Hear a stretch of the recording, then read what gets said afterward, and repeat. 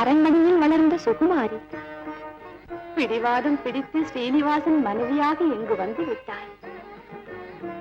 இங்கு அந்தப்புறத்துக்குரிய வசதிகள் இல்லை, கை கட்டி நிற்க சேவகர் இல்லை, செல்வமும் சிறப்புகளும் இங்கு இல்லை. ஏழை குடிசையில் எப்படி வாழப்போகிறாய்? அது எனக்கே புரியவில்லை. நல்லவர்களுடைய இதயமும் அன்பும் இங்கிருக்கிறது. இதுவே சொர்க்கம். பெண்ணுக்கு வேண்டியது பதியின் அன்பு, அத்தையின் ஆசைகள். அந்த இரண்டு பாக்கியமும் இங்கிருக்கும் போது குறைத்து பேசாதீர்கள் அத்தை.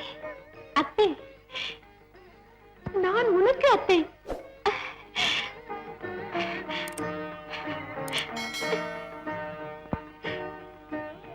நான் பெற்ற பேரு யார் பெறுவார்?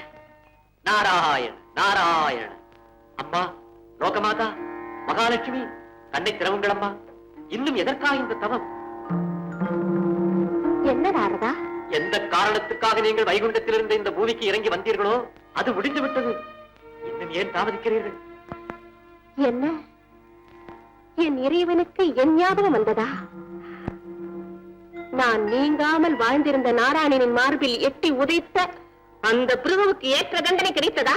நாராயண் நாராயண், உங்கள் நாராயணன் உங்களையே மறந்து ஆனந்த கடலில் நீந்துகிறார். அந்த பிருகுவை பற்றியே இன்னும் நினைத்துக் கொண்டிருக்கிறீர்களேம்மா. இப்படி பேசலாமா பிரம்மபுத்திரா? லட்சுமி நாராயணன் என்றும் ரமாரமணன் என்றும் உலகம் போற்றும் எனது பதி இந்த மகாலட்சுமியை மறப்பாரா?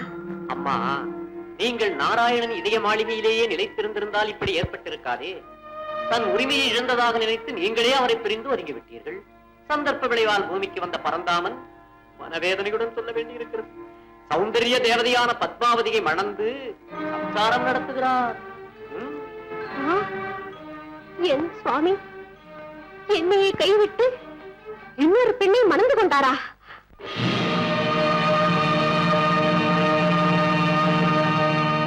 என் இறைவா, அமைதியான இந்த இடத்தில் பிரியாத இருதயங்கள் காலத்தை மறந்து நாளெல்லாம் இருக்க வேண்டும் போல் தோன்றுகிறது.